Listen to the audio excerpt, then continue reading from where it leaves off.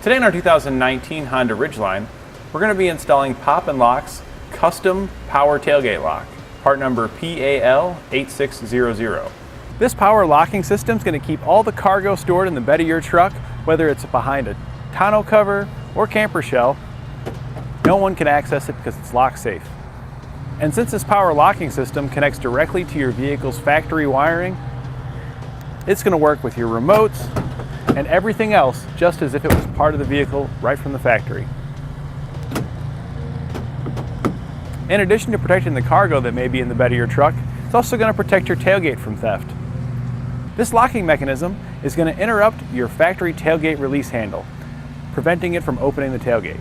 It has a power actuator that'll move a lever that will either engage or disengage your manual lever, allowing it to either open or not open. This is a permanently mounted option that's going to be completely hidden with inside your tailgate.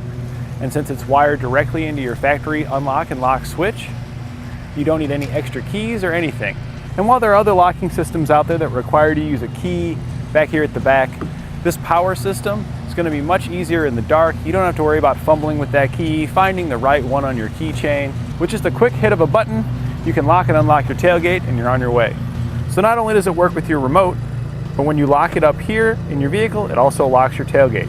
Additionally, when you unlock it here in your vehicle, it unlocks your tailgate. So what's great about that is that you don't even know that it's there, but it's there doing its job all the time. And the locking mechanism is made of a corrosion-resistant durable steel, so you don't have to worry about anybody forcing your lock open, because they won't be able to. We'll begin our installation here at the back of the vehicle on our tailgate. We'll want to lower the tailgate down, and we're going to need to remove all the screws located along the top panel here with a Phillips head screwdriver. We'll now want to pull this whole panel off, so you can pull back and pry out with the trim panel remover tool to release this piece. We're just going to work our way down, popping them out as we go. And just continue to pull it off.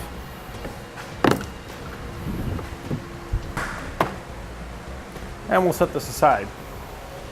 And you'll see here all the white plastic pieces are slotted, so this whole plastic piece we can now push over to release it.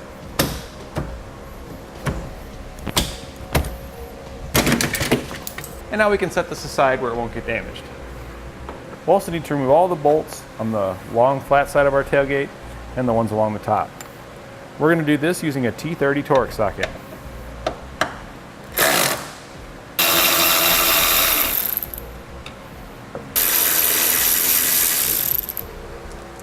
We can now take this panel off and set it aside. We'll now remove both of the bolts located here using a 10mm socket.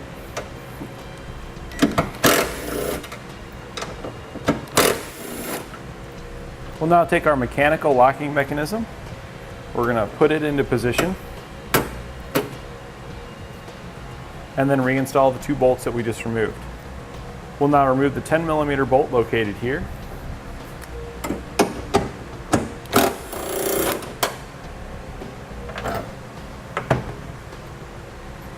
And we can install our electronic operating mechanism. This is going to slide over that component. It will twist, and this will locate right back where that bolt we removed is. I want to make sure that each of the tabs located here go on each side of our bracket there. We can then reinstall our bolt. We can now verify that it's going to work properly. We've got everything in position. So extended is going to be the unlocked position. This mechanism here is what interferes with the latching mechanism. And this will be our locked position, as it's going to prevent this arm from moving. So we can now test it out. We'll go ahead and close our tailgate. And we can open it. If we move that to the locked position, we're unable to pull the handle on either opening position. If we unlock it, we can now open our tailgate however we like. So everything's working properly. We now need to make our electrical connections. We're now going to take the shorter harness that comes in the kit. This one has 2 female connector ends and one male connector end here. We're going to take this end and we're going to slide it down the opening over here. So we're going to feed it down there, trying to follow our factory wiring whenever possible. And now here on the other end, we're going to make our connections from our connector to our power unit. We're going to connect the green to the green and the blue to the blue.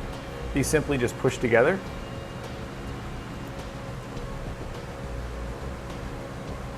We'll now take our wiring and we're going to zip tie it to our factory harness here to keep everything in place. You don't want to have too much tension on it, but you want to have enough to keep it away from any of the moving mechanisms. So we followed that wiring down, zip tying it along the way, just to make sure that it stays near this factory harness so it doesn't get pinched or damaged from opening and closing the tailgate. Especially important over here that you have a zip tie to make sure it curves just like this does, to make sure it stays out of harm's way. Now we'll take the extension harness that comes in our kit. We're going to plug it into the other end that we routed down, and we're going to route this up into our engine compartment. I'm going to route this wire now from the back up to the front, and then I'll show you the path that I took to get it there. We routed our wiring down along our storage compartment. We went up over our suspension there. We stayed above the suspension, zip tying it to the factory wiring along the way. It's way up there. We stayed way up there along that factory wiring until we came out next to our fuel tank here. We came down and zip tied it to our parking brake cable. From there, we just ran that forward up along this panel here until it came out over here. We'll now need to use a fish wire to get this pulled up into our engine compartment. We're going to use a piece of airline tubing as fish wire. So we're going to poke this down from our engine compartment. We're going to go down along the back side, making sure to stay away from any moving or excessively hot components. Kind of following it down where the brake lines run. It's always best to follow factory wiring and lines when possible, because they're already routed in a location where they're not going to get in harm's way. We'll now take our airline tubing that we're using as fish wire and our wiring we need to route to the engine compartment. We're just going to use some electrical tape to tape those two together. We'll now pull our wire up into our engine compartment. And it's a good idea to go back down below and just look and see if it got caught or hung up on anything to make sure you got it pulled all the way up. Now on our driver's side, we're going to need to remove the trim panel here along the floor. And this will simply just pull up. So you want to work your way starting at one edge and just work it on off.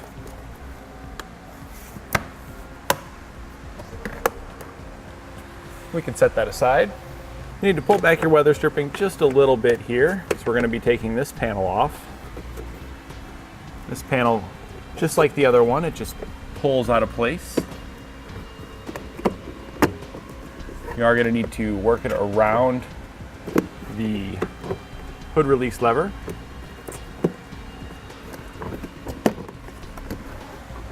And we can set this aside now. You'll find a grommet right here on the wall, just on the inside of the panel we removed. We're going to be pushing our pull wire through there. This is that same airline tubing we used before. So I went ahead and pulled the grommet out. We made a small slit in it there, since we weren't able to just get it to push through. When you push your wire through the grommet and start feeding it, you want to try and aim it up this way. You can then reach down in the opening here to grab your fish wire, and we can pull it up just enough to where we can make our connection. We're going to take our wiring once again, just like we did below, tape it to our pull wire, and we'll use this to bring it inside. Now we'll pull our fish wire on the inside to get our wiring to come in. Now you just need to find your lock signal wires. So it's going to be this small yellow wire here and this red wire here. So in order to determine that you've got the correct yellow and red wire, you can take your test light and hook it in to that wire, and then press your lock and unlock button. If one way activates your test light, you know that that's the correct wire. We'll do the same thing with the yellow, and it'll work the exact same way. So we know we got the correct wires now. Now we'll take the quick splices that come in our kit. We're going to put one over the yellow wire. We're going to take one of our two wires here. It really doesn't matter at this point which one you plug in, because we still have our connectors at the back on the tailgate, and if it operates backwards, we can just switch those two back there. So we're going to plug our green wire into the other slot next to the yellow. And now we'll crimp that down to connect those together. Then simply close the cover. And we're going to do the same thing now with our blue wire and our red wire here. And so now we've got them both connected. Now you can just operate your lock using the power door lock button on your driver's door here and verify that it's working. Now mine does work, and I did just check it out, and it is operating backwards. I'll show you a simple solution to fix that. If you were watching to this point, you could have hooked the green wire to the red and the blue to the yellow. That would make it operate the right direction. So if yours was operating backwards, so you simply swap the green and the blue, and then your lock will work in the correct order. And if everything's working properly, we can now reinstall all the panels on the inside and back here at the tailgate, following reverse order the way we removed them. And that completes our installation of Pop & Lock's custom power tailgate lock on our 2019 Honda Ridgeline.